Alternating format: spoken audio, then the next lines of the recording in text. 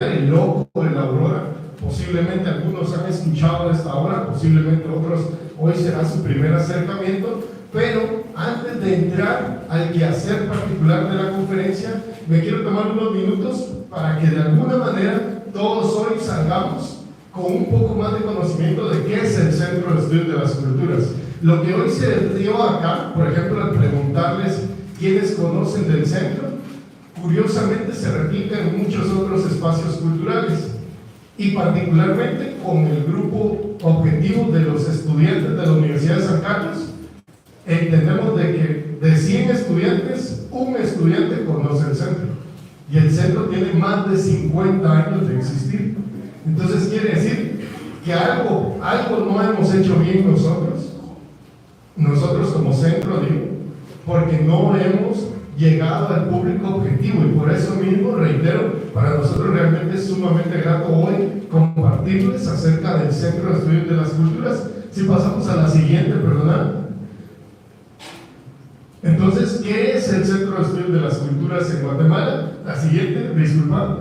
Estamos nosotros con un centro que tiene una visión muy interesante que desarrollar en el quehacer y en la documentación de la cultura a nivel nacional. Y, como bien lo dice aquí, dice ser el referente de investigación y de liderazgo en el estudio, interpretación y comprensión de las distintas culturas en Guatemala. Acá hoy tenemos una representatividad de diversas regiones del país y cada uno podrá evidenciar que en diversas regiones tenemos estas microcosmos culturales, ¿no? Y entonces eso nos permite evidenciar que Guatemala es un país riquísimo culturalmente. Si nosotros aprovecháramos más turísticamente eso, realmente, aquí se movería una cantidad de un flujo de turistas constantemente en nuestro país. Pero ¿qué ocurre muchas veces, no? La falta de apropiación cultural, la transculturalización, el aprovechamiento de las redes sociales. Hoy hablamos mucho de la visión globalizada, ¿no? Y entonces nosotros como centro de estudios pues tenemos esta visión particular. Así que pasamos a la siguiente. Nuestra misión, y eso es parte de lo que ustedes hoy recibieron allí como Casas de la Cultura. Nuestra misión particularmente es rescatar, conservar, proteger, promover y difundir las diversas manifestaciones y valores fundamentales de la identidad multicultural del país, de Guatemala como tal. Y entonces alguien podría preguntarse, pero ¿qué es el Centro de Estudios de las Culturas y qué áreas maneja? Porque lograr todo esto es una complejidad en automático, ¿no? Entonces, siguiente, por favor. Nosotros hablamos que el centro maneja activamente 9 áreas de investigación: artes y artesanías populares, cultura y educación, coreología y artes escénicas populares, etnografía histórica, gastronomía tradicional, medicina tradicional, microhistoria, que es el área encargada del licenciado Raúl Solórzano, oralidad y literatura tradicional y religiosidad popular. Hasta el año pasado nosotros teníamos la publicación física de la revista Tradiciones de Guatemala. Sin embargo, por cuestiones de los procesos académicos de indexación y todo, hoy a nosotros nos piden que esas revistas tienen que ser digitales, ya no tienen que ser directamente físicas. No obstante, nosotros sabemos que nuestra realidad y nuestros contextos son completamente diferentes. Nosotros hemos ido a aldeas, por ejemplo, de Moyuta, como Barranca Honda, donde no hay un servicio de internet adecuado, no hay un servicio de energía eléctrica, y entonces nos damos cuenta que la necesidad de las impresiones en papel siguen siendo necesarias en nuestro quehacer cultural. Posiblemente en otros contextos, hablemos de Occidente, Europa y demás, posiblemente esos contextos en esas dinámicas académicas se refieren a otras dinámicas como tal, ¿no? Pero nosotros sabemos el acceso a diversas comunidades. Nosotros, por ejemplo, venimos hace 2 años a entregar boletines al Tempisque, acá en Salamá, Y quien ha ido a Tempisque sabe que la ruta es complicada, ¿no? Y que el acceso es llamativo, la verdad, pero el centro, a partir de la compañera Araceli Esquivel, ella llevó a cabo un proceso de investigación en el 2015 y por diversas razones, hasta hace 2 años nosotros tuvimos la oportunidad de hacer entrega de los boletines. Estos boletines que ustedes ven acá son 23 boletines que fueron publicados el año pasado por el Centro de Estudios de las Culturas con el presupuesto que la Universidad de San Carlos nos otorga, donde ustedes encuentran aproximadamente 3 artículos por cada una de estas áreas. Y solo para comentarles un poco, por ejemplo, Cultura y Educación, el doctor Aníbal Chajón, posiblemente han escuchado de él, han asistido a conferencias del doctor Aníbal Chajón. Él, por ejemplo, publicó el año pasado este artículo del cementerio de Amatitlán. Aníbal ha estado muy inmerso en el proceso de documentación arquitectónico, patrimonial de diversos lugares. Por ejemplo, tenemos también en el área de arte y artesanías populares, se documentó la tradicional feria de romería de la aldea Zulco en honor al santo patrón San Antonio de Padua. Ahí recuerdo los compañeros. También tenemos de Pasaco, para que vean que Jutiapa de alguna manera ha sido un lugar muy llamativo para nosotros. En el caso de medicina tradicional, los terapeutas tradicionales de San Martín Jilotepeque, estamos hablando de un lugar cercano a la ciudad capital, y en febrero junto a Byron Fernando García Astorga nosotros fuimos a entregar estos boletines a los terapeutas tradicionales. Ahí es donde vemos la necesidad de que esto siga siendo impreso, porque en las diversas comunidades, nosotros como Universidad de San Carlos de Guatemala y como Centro de Estudios de las Culturas tenemos la enorme responsabilidad y compromiso de que todo aquel que fue informante o colaborador de las investigaciones reciba este documento de vuelta. Y ese es el compromiso real que tenemos. Hoy, por ejemplo, la investigación que el licenciado Abraham Solorza no tuvo a bien documentar y que ustedes recibieron, hoy para nosotros esto quedó perfecto porque sirve para evidenciar que el trabajo del CC tiene un público objetivo, ¿no? Tiene un público al cual se le hace necesario este tipo de documentación. Por ejemplo, tenemos en el área de religiosidad la documentación de las procesiones de Semana Santa en la ciudad de Guatemala a través de las crónicas periodísticas de 1898 a 1920. Trabajos de archivos, trabajo realmente acucioso del licenciado antropólogo David Molina. Y así sucesivamente, por ejemplo, el tú en la tradición oral y en la indumentaria ceremonial femenina de Parín Escuintla. Recordemos que acá nosotros tenemos estas 9 áreas, no obstante, nuestro quehacer como Centro de Estudios de las Culturas nos da para indagar en la indumentaria maya actualmente, ¿no? Nos da para indagar en otros temas que particularmente aquí no vemos reflejados. Asimismo, por ejemplo, un área que es muy popular y que habría que destacar muchísimo por la riqueza cultural que se tiene y la riqueza gastronómica es el área de gastronomía tradicional. Por ejemplo, la licenciada Erika Sagastume, que tiene aproximadamente 13 años a cargo de esta área, documentó el fiambre guatemalteco, la pilollada antigüeña y el palpín como gastronomía tradicional del grupo lingüístico Sotubí. Ella lo documentó directamente en San Juan de la Laguna, y valga el anuncio comercial, nosotros el lunes vamos a San Juan de la Laguna a entregar estos boletines, ¿no? Entonces, esto es parte del quehacer. En el caso de la licenciada Xochitl Castro, que es la encargada de coreología y artes escénicas populares, se documentó el necroturismo como una nueva forma teatral. Esto se presentó incluso el año pasado allá en el Centro de Estudios de las Culturas con la participación de varios actores, donde se representaron a la leyenda de Guatemala, ¿no? Y la doctora Artemis Torres se ha dedicado a documentar diversos temas que tienen que ver directamente con la etnografía histórica y, por ejemplo, ella documentó el año pasado los aportes para la comprensión cultural del proceso revolucionario en Guatemala, un recorrido por la colección Dr. Juan José Arevalo Bermejo de la Biblioteca Nacional de Guatemala.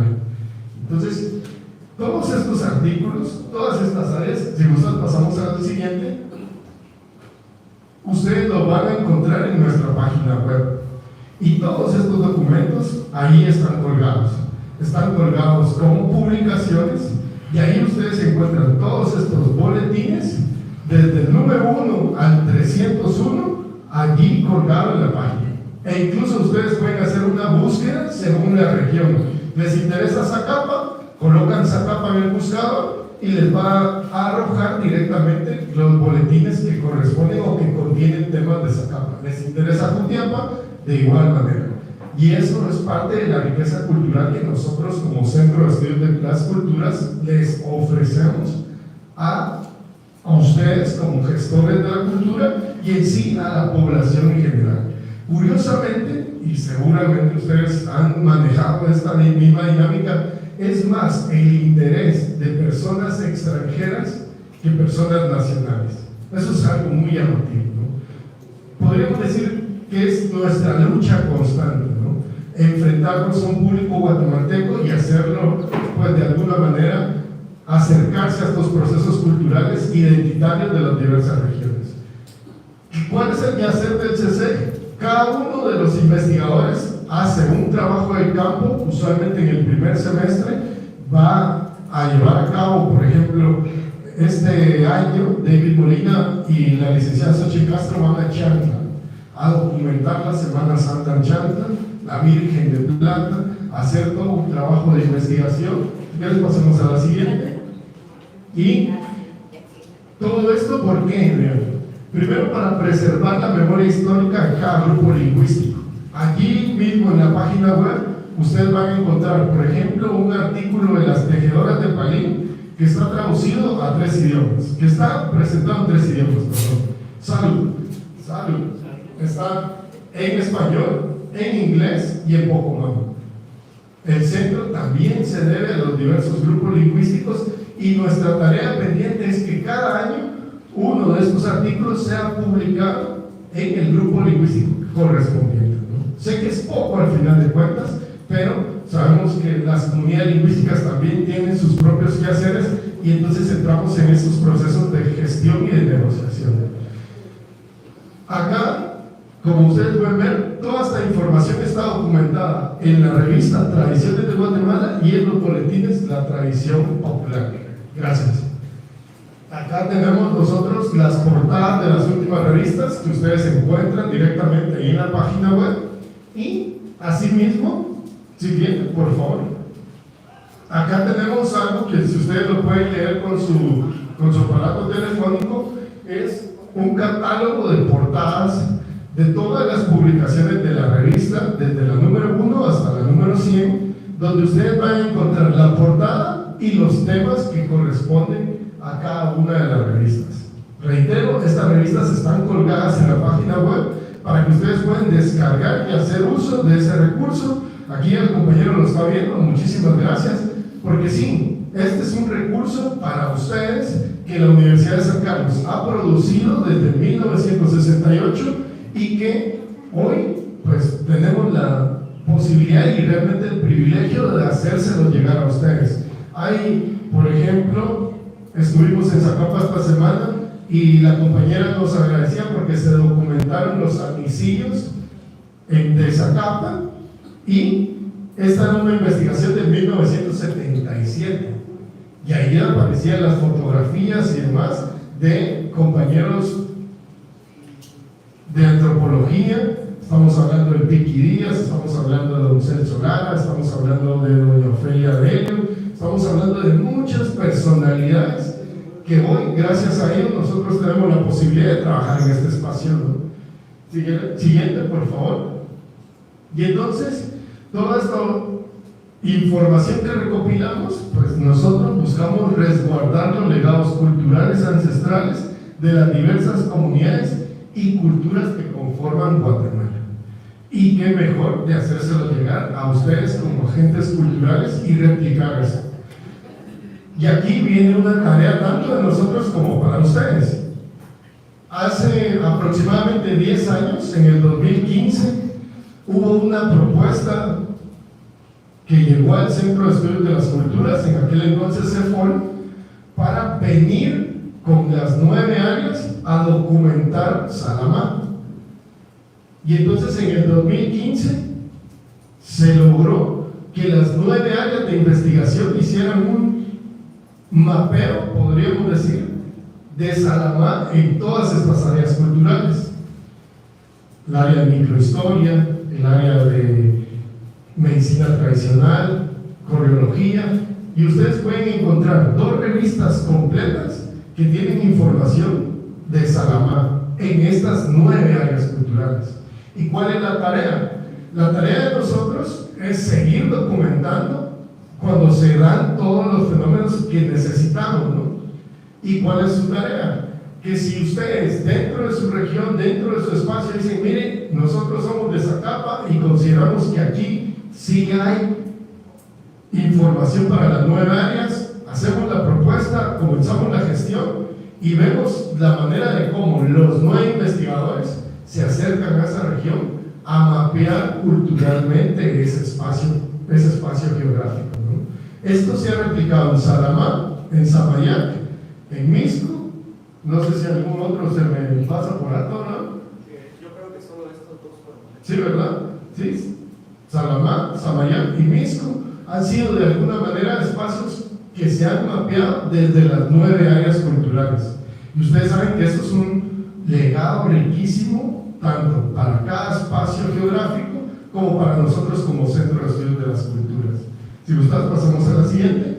Y entonces ahora sí, pasamos directamente a la disertación como tal a partir del tema de Asturias, ¿no? A partir del tema que se propone en Miguel Ángel Asturias, donde vamos a buscar acercar para darnos a conocer esta obra de El Loco de la Aurora. Cuando nosotros nos acercamos a los procesos historiográficos y biográficos de Miguel Ángel Asturias, rápido encontramos, por ejemplo, que Asturias vivió acá en Salamá, ¿no?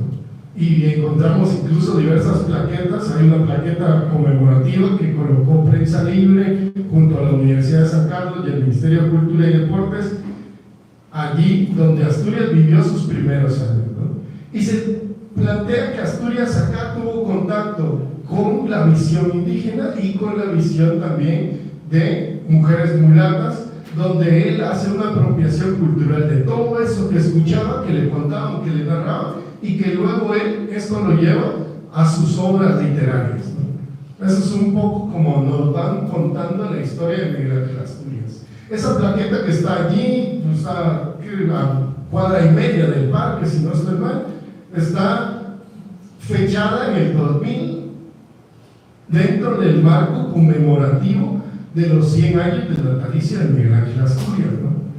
Y curiosamente, si gustas, pasamos a la siguiente. Ahí está. Cuando nosotros indagamos en el proceso literario de Miguel Ángel Asturias y revisamos las diversas propuestas o bien obras que Asturias trabaja, ¿cuál es la primera obra que se nos viene a la mente de Miguel Ángel Asturias? Que puedan comentar. Señor presidente, la tesis, el problema social del niño en Guatemala, Hombres de Maíz,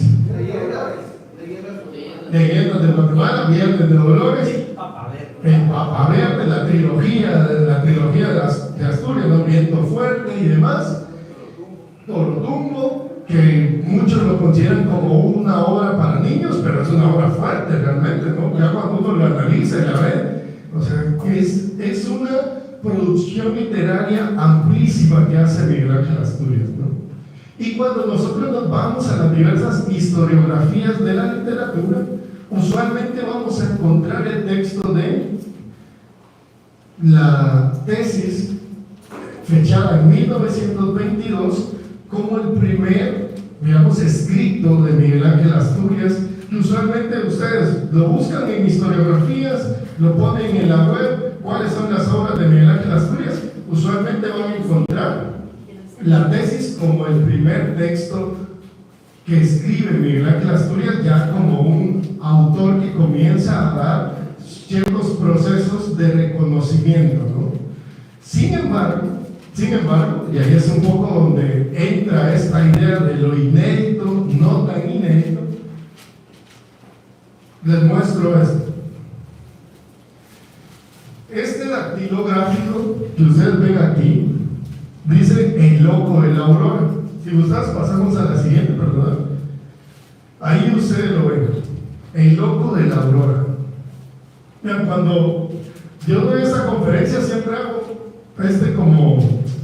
esta nota al pie, diríamos, ¿no? Que espero que ninguno de la familia de Asturias se moleste porque yo tengo esto en mi poder, porque nosotros estamos hablando del loco de la aurora, drama en 3 actos, y aquí mínimamente nosotros podemos ver en esta parte una firma. En 1998 se recurre a la familia de Asturias porque el Ministerio de Cultura y Deportes, la Universidad de San Carlos y otras instituciones querían homenajear a Miguel Ángel Asturias en su centenario.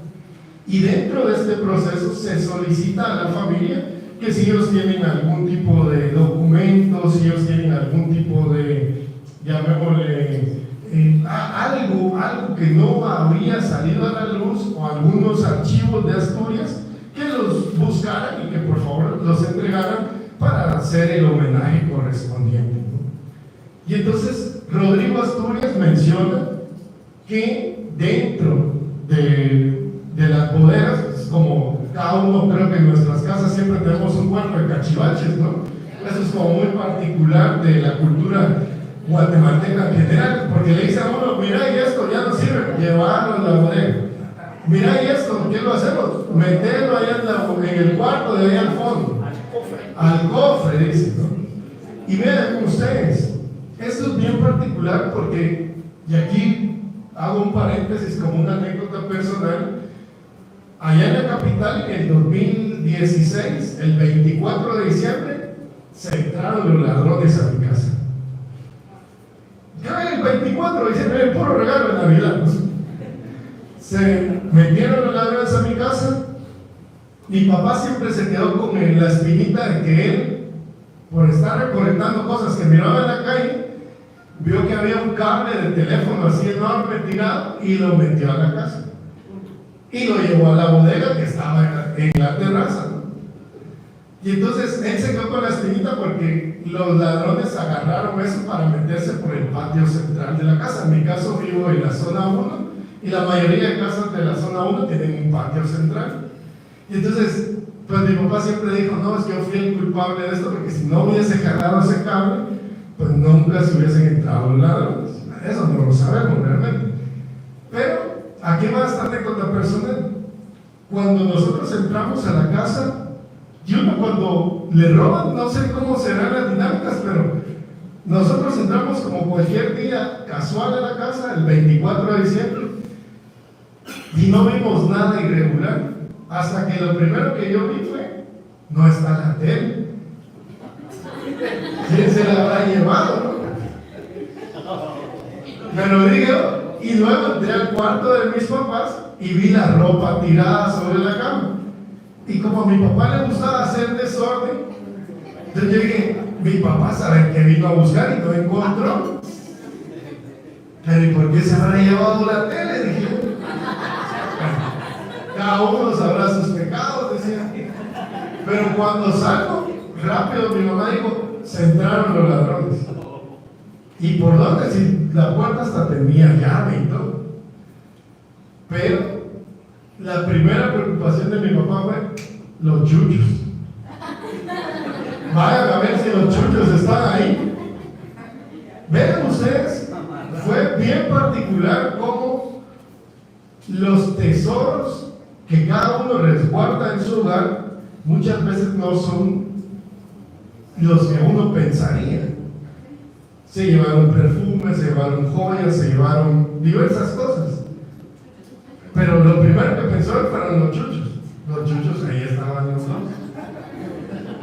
Y después eran las fotos de mi mamá, dijo él. Esos son los tesoros familiares que a veces uno resguarda en casa, ustedes.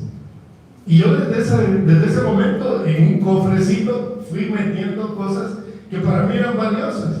Una tarjetita de PIN Plata que me firmó cuando cumplí años. Ahí lo guardé.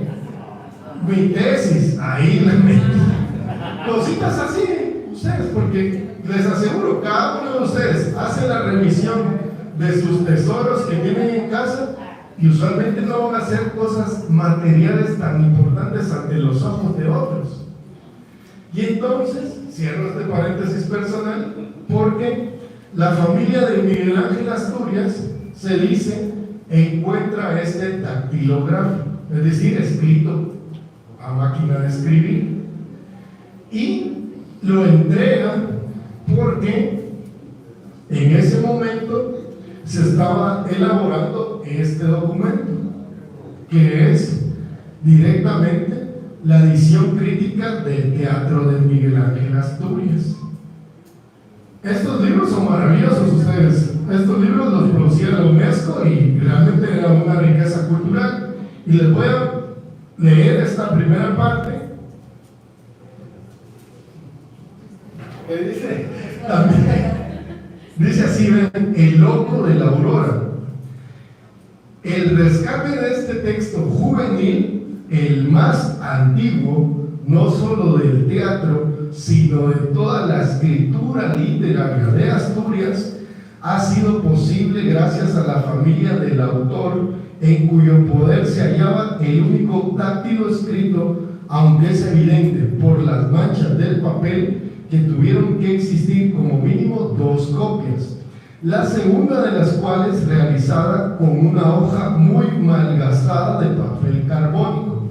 Oye, ese papel carbónico no era ese cuadrito, era el papel pasante que le decíamos nosotros, pues hoy posiblemente ya no se utiliza. En el centro teníamos alrededor de una redma de papel pasante y alguien dijo, mire, ese hay que tirarlo. No, le digo, mire, si ustedes supieran cómo costaba conseguir ese papel antes de cuarto los cachivaches. Cuarto la cachivaches. Y entonces dice aquí, dice, desde una perspectiva crítico-genética y de intertexto hay que poner de relieve que el texto va precedido por una leyenda. Y allí es algo que a mí me sigue llamando la atención, porque Asturias siempre ha generado este halo mágico, pues luego el realismo mágico como tal, ¿no?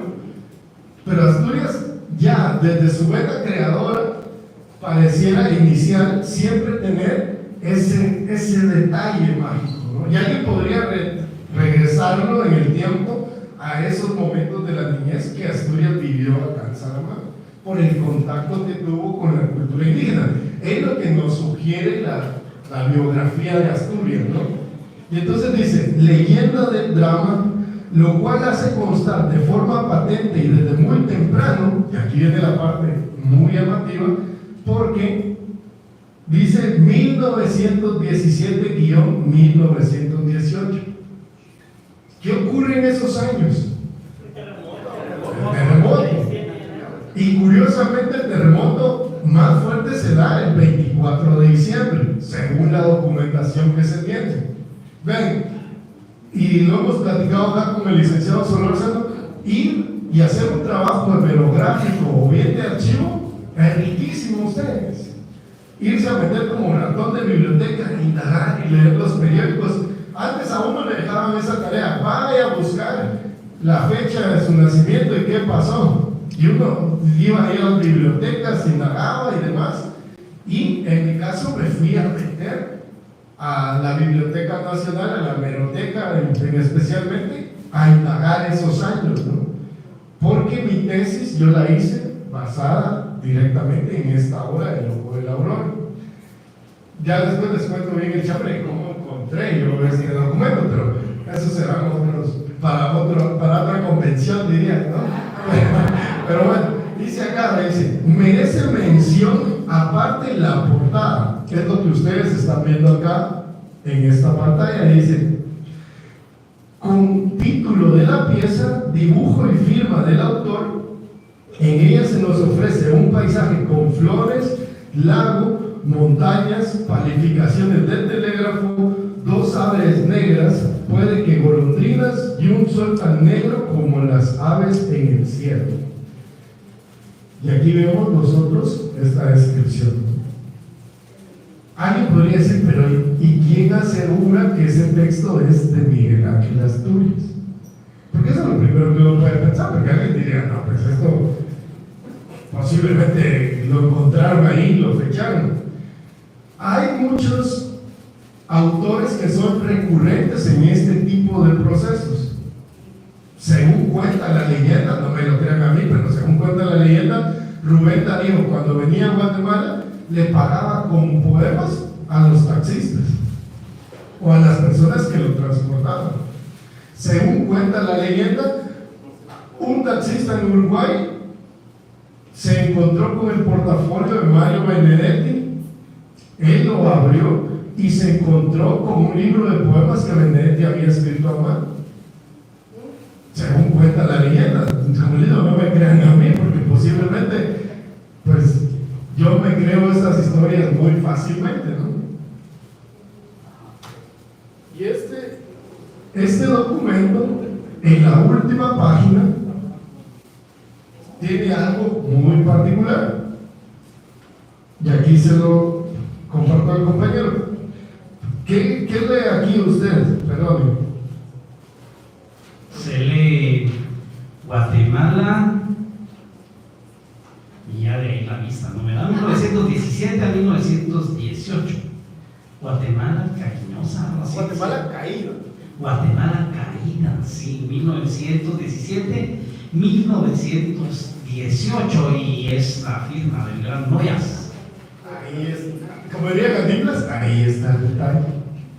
Vean, esto es bien particular porque, bueno, revisando, indagando, entre diciembre de 1917, particularmente el 24 de diciembre, hasta aproximadamente el 30 de enero, hubo muchos retumbos en toda la ciudad. El más fuerte fue, y el inicial, el 24 de diciembre, fue el terremoto, luego se replicó y posteriormente hubo diversas magnitudes, ¿no? Entonces la gente se trasladó a vivir en champas improvisadas en lo que hoy conocemos como el Campo Marte de la ciudad de Guatemala, ahí en la zona 5. Eso según toda la historiografía, ¿no? Y pues se tienen ahí ciertos detalles de cómo se describía esto. Entonces yo me imagino a un Asturias joven, estamos hablando de un Asturias de aproximadamente 18 años, metido en una carpa con su máquina de escribir, imaginándose y construyendo esta leyenda, ¿no? Y que luego esta leyenda la constituye él en un drama en 3 actos, que cuando uno lo lee podría plantearse, no sé, alguien escribía en aquellos años mozos entre 13 y 14 años, alguien se sentaba a escribir en su casa o en su cama, escribían algo. ¿Y qué escribías, por ejemplo? Yo canciones, la mayoría de veces, y algunos poemas. Canciones, poemas. ¿Alguien más escribía algo? ¿En qué? Notas para mi novia. Notas para su novia, sí, dice el compañero. Vean qué curioso que los hombres eran como los que más escribíamos, pero bueno, dejamos el romanticismo por un lado, ¿no? Pero estas notas, esas cartas, esas canciones, posiblemente, si aún las conservamos y revisitamos esos textos, pues los vamos a encontrar cargados de cursilería, ¿no? O sea, porque es ese amor juvenil que uno siente por una persona. Hoy le tomé la mano a la niña que me gusta en el colegio y de ahí la solté. Pero ya eso fue el acto más maravilloso que pudo sentir. Sí, olvídese, o sea, ya al día siguiente era pensar que le iba a dar un beso en la mejilla, ¿no? Pero pues eso en los tiempos hoy ya no sabemos. el proceso era escribir como tal esa anécdota particular. Si quieres pasemos a la siguiente. Acá les pongo a la vista el prólogo de esta leyenda, de la leyenda del drama. Y no se la vamos a leer completa, pero comentarles, vean, ¿por qué Asturias inédito, no tan inédito? Yo les pregunto. 2, 3 personas habían levantado la mano que conocían este texto. ¿Usted levantó la mano que conocía al Loco de la Aurora? ¿No? ¿Quién conocía al Loco de la Aurora de Miguel Ángel Asturias previo a esta charla? Allá, con Gularte, no, perdón, Gularte, yo ya estoy cambiando pero su apellido es Araujo, ¿ok? Usted ya lo conocía. Sí, ya tengo el libro. Ahí está. Este libro de la edición crítica de Miguel Ángel Asturias. ¿Es o no es una obra de arte esta propuesta? Y es una curiosidad a ustedes, porque volvemos a cómo iniciamos esta lectura y esta presentación. Nosotros como Centro de Estudios de las Culturas no nos conocemos, pero hoy yo espero que nos llevemos estos pequeños detalles culturales y que los podamos replicar. Ya me queda poco tiempo, pero a ver, dice aquí, según la edición crítica del Teatro de Asturias, esta obra está catalogada como obra grotesca del Teatro de Asturias. Y ahí ustedes van a encontrar otros textos. Incluso se sugiere que en 1916 Asturias publicó en un diario juvenil algunos poemas. Y también había que indagarlo, ¿no? Y dice aquí, en este prólogo está la leyenda del drama. Angosto, y vean la forma de escribir, ya me parece que perfila un poco la dinámica asturiana. Dice, angosto era el salón y en él las flores al brindar aromas brindaban su letal melancolía. Furtivas gotas del agua inquieta pendían de algunas corolas cual lágrimas que no deberían evaporarse nunca. O sea, con la canción del merengue, pero nos ponemos a bailar todos. Dice, así, a un lado, casi en medio, pálida como los pétalos de rosa, cual dormida sí, pero ay, eternamente estaba con los párpados cerrados en la actitud del que sueña triste. Ella, Antonieta, la que antes era alegre y hoy duerme para no despertar. No. Asturias, como diría un compañero en la facultad, Asturias es grueso ustedes, o sea, es fuerte, ¿no? Y viene esta dinámica, yo solo para dejarlos un poco picados y que quieran indagar en el texto. Lo pregunto así, no quisiera comprometer a nadie, pero ¿hay alguna pareja de esposos o novios aquí? Ahí está, aunque lamentablemente le cayó la chibolita, pero no lo quiero comprometer ni comprometer a la señora, lo vamos a poner de esta manera. Porque de esto va el argumento de la obra. Está Carlos Manuel, está Juan Señor y Antonieta. Cuando hay dos hombres y una mujer, eso siempre es peligroso. ¿Y de qué va esta situación? ¿Qué pasaría? Y lo voy a poner en mí porque no va a venir ningún tipo de susceptibilidad. Si yo tengo guardada la fotografía de una exnovia,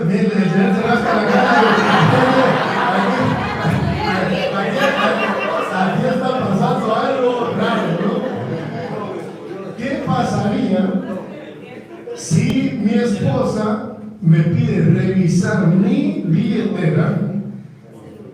Ahora el celular, el video, ¿no? Ahora más peligroso, y encuentra la foto de una exnovia acá. No vive para contarle ese claro. El drama en 3 actos va por esa línea. Es un drama para la crítica literaria sumamente cursi, porque es un triángulo amoroso donde Antonieta ama a Juan Señor, pero hay un tercero en discordia, como lo es Carlos Manuel. Y Carlos Manuel le pide a Juan Señor que le guarde un retrato en su billetera, pero que nunca se lo muestra a nadie bajo ninguna circunstancia.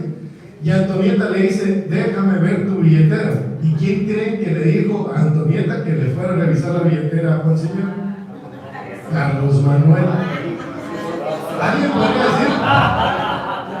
Esto parece telenovela de Televisa. Pero pues en el lenguaje de Asturias se hace sumamente rico. Y entonces, si quieres, pasamos a la siguiente, ¿verdad? Y entonces, ya para cerrar, y en primer lugar reiterar el agradecimiento a las Casas de la Cultura, tenemos que cuando cierra el telón, y el compañero lo leyó acá, tenemos Guatemala caída, y si se dan cuenta, eso sí está escrito a mano, pareciera, 1917-1918.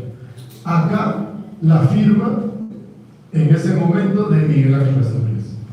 Y entonces por eso hoy era la propuesta de mostrarles este texto literario de Asturias, que, si me permiten la sugerencia, sería el mejor texto con el cual se puede arrancar a leer Asturias en cualquier grado, porque es una obra relativamente fácil de leer, de una comprensión muy dinámica, y porque, díganme ustedes, ¿a quién no le gusta el chiste?